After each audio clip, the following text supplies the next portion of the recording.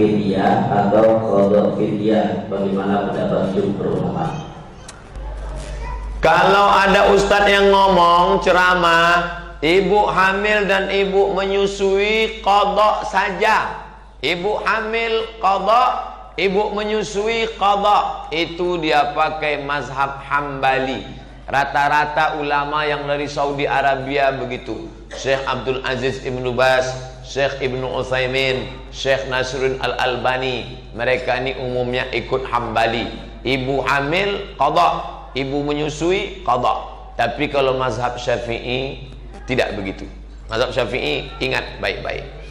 Jika ibu tidak puasa karena dirinya, maka qada saja. Bu, jangan puasa ya, ibu ini orangnya lemas, maka dia qada saja. Tapi kalau dia tidak puasa karena ada unsur anaknya, ibu sehat, tapi anak ibu ini sakit-sakitan. Kalau ada unsur anaknya, maka dia kena dua, qada plus fidyah. Saya ulang lagi, mazhab Hambali qada saja. Mazhab Syafi'i jika tidak puasa karena dirinya, qada saja. Tapi kalau ada unsur anaknya, maka qada plus fidyah. Ustadz pilih yang mana? Saya untuk keluarga saya pilih mazhab Syafi'i. Istri saya tak puasa, saya tanya, karena dirimu atau anakmu? Ini kan anak kita juga. Iya ya, karena anak kita, maka kamu kena dua, bayar qada dan bayar fidyah. Fidyahnya bisa kubantu, tapi qadanya kau sajalah. Nah, ini tentang masalah mengqada puasa bagi ibu mengandung dan menyusui. Dari ibu ada lagi? Bu, gak ada, cukup.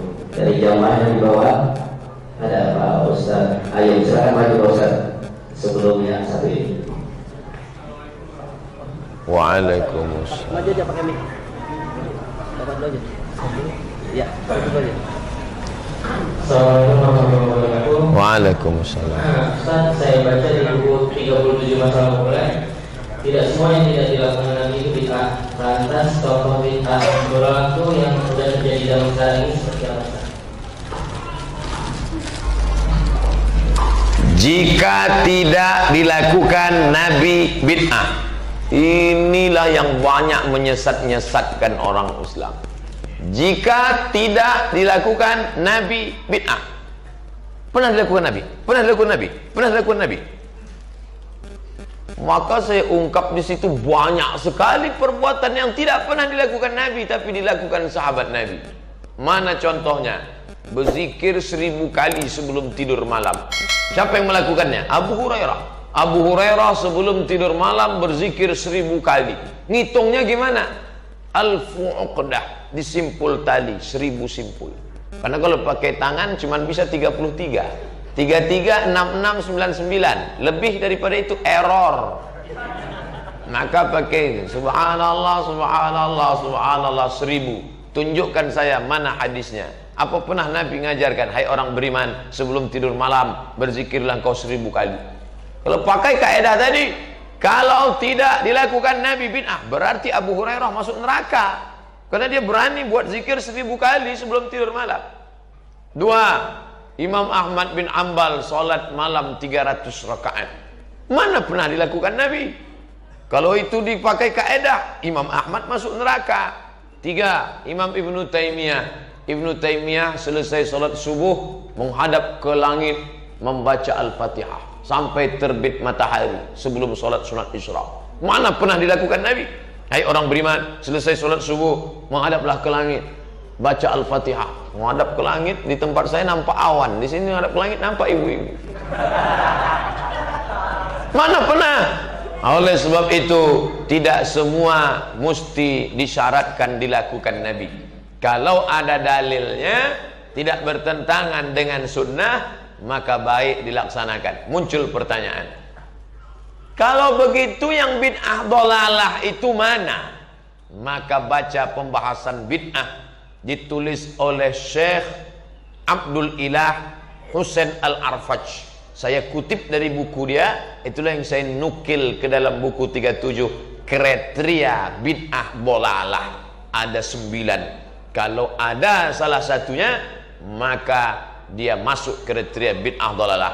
Melakukan amal tertentu pada hari tertentu dengan jumlah bilangan tertentu, mengharapkan dengan balasan tertentu, maka itu bid'ah dalalah. Kalau engkau membaca subhanallah 3.000 kali pada hari Jumat, maka akan turun 1.000 malaikat didampingi 1.000 bidadari. Itu tak ada.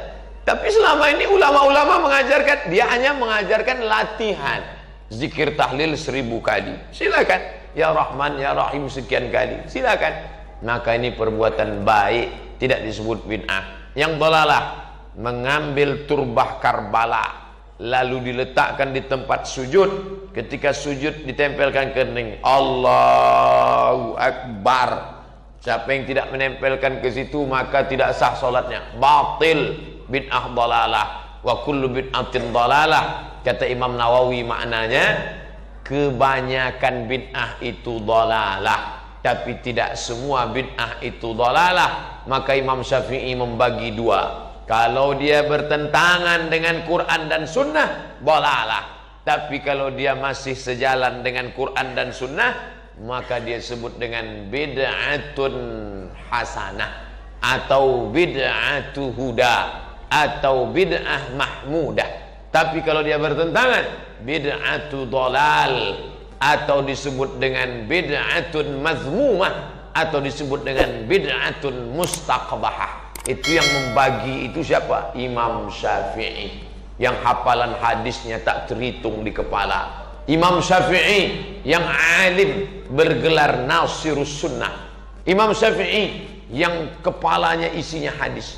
Tiba-tiba ada ustadz yang mengatakan bid'ah tidak bisa dibagi, tapi dia ngajar tidak pernah berdasarkan kepala. Al ilmu fil laptop. Hilang laptop, hilang ilmu. Ustadz ikut yang mana? Ikut Imam Syafi'i atau ikut ilmu fil laptop? Saya ikut Imam Syafi'i.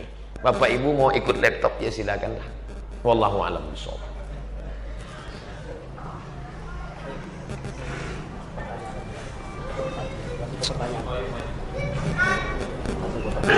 Assalamualaikum warahmatullahi wabarakatuh. Saya tanya mengenai penentuan satu Ramadan, satu Syawal, satu Ramadan dan satu Syawal. Tapi kadang-kadang ya seperti saudara-saudara dari Muhammadiyah, Ramadan masih 20 sudah menentukan Ramadan jatuh pada tanggal sekian. Saya dalam Quran itu berpuasa kamu kalau sudah berbuka dan juga berbuka kamu sudah berbuka. Ini bagaimana bisa?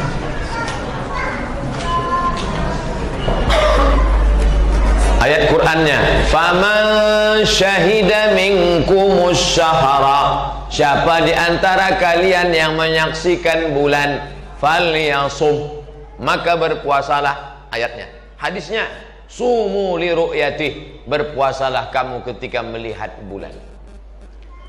Apakah Mesir, Maroko dan Saudi Arabia tidak memakai ilmu falak, ilmu hisab? Pakai. Hanya saja dikombinasikan antara ru'yah dengan hisab. Kalau ada orang ngaku ru'yah, ternyata hisabnya tidak terpenuhi, maka ru'yahnya batil, tak betul. Disepakati 6 negara, Malaysia, Indonesia, Brunei Darussalam, Singapura, Thailand Patani Selatan, dengan Moro Filipina Muslim. 6 negara ini sepakat bahwa 2 derajat di atas ufuk baru disebut anak bulan. Kalau kurang dari 2 derajat, maka dia bukan hilal. Kalau ada orang mengaku saya ngelihat hilal, setelah diukur menurut ilmu astronomi ternyata di bawah 2 derajat, maka dia bukan hilal. Kesepakatan 6 negara. Turki lebih tinggi lagi standarnya. Turki pasang 7 derajat baru disebut hilal. Di bawah itu bukan hilal. Nah, saudara-saudara saya, kawan-kawan saya dari majelis tarjih, punya ijtihad tersendiri bahwa di bawah 2 pun tetap hilal. Di situ letak persimpangannya. 0,5 pun kalau sudah terlihat maka dia sudah dianggap hilal. Disitulah letak persimpangan. Ketika kelompok ini mengatakan 2 derajat baru hilal, kalau tidak 2 derajat tidak hilal. Kata Muhammadiyah 0,5 pun sudah dianggap sebagai hilal. Mau tak mau, suka tak suka, negara mengakomodir yang dua-dua ini. Makanya nanti Menteri Agama akan mengumumkan, saudara sekalian berdasarkan ru'yah maka besok kita puasa. Tapi bagi yang mau melaksanakan duluan silakan, dan kita saling menghormati. Tapi kalau di Mesir tidak begitu, karena Mesir ada mufti namanya. Mufti adalah pemegang tampuk kekuasaan tertinggi dalam bidang agama. Mufti zaman saya dulu namanya Syekh Nasr Farid Wasil. Satu negara, satu mufti, dia yang mengumumkan. Yang melawan mufti melawan negara, tangkap. Maroko lebih tegas lagi. Maroko tak ada mufti, langsung raja. Namanya Raja Muhammad VI, anak Hasan II, anak Muhammad V, anak Hasan I. Muhammad VI pengumuman, berdasarkan penampakan anak bulan dibantu oleh hisab ilmu falak, maka besok puasa. Tertulis di konstitusi negara, la yuftin nas hatta yuftil malik. Tidak boleh orang berfatwa kalau raja belum berfatwa. Nah, jadi saya pernah hidup di negeri 2, satu republik Mesir, satu kerajaan yaitu Maroko. Dua-duanya tampuknya satu. Tempat kita Muhammadiyah dengan NU merasa lebih tua dari negara. Negara ini kan baru ada 1945 kata dia. Kami 1912 sudah ada. Kami 1926 sudah ada. Kata Al-Wasliyah kami 1930 sudah ada. Maka jalan tengahnya kata Menteri Agama, terserahlah, yang penting saling menghormati aja ya. Aman, adem, ayem. Gitu. Jadi Bapak pahami sendirilah keadaannya. Ustadz sendiri ikut mana? Saya anggota Komisi Fatwa Majelis Ulama Provinsi Riau.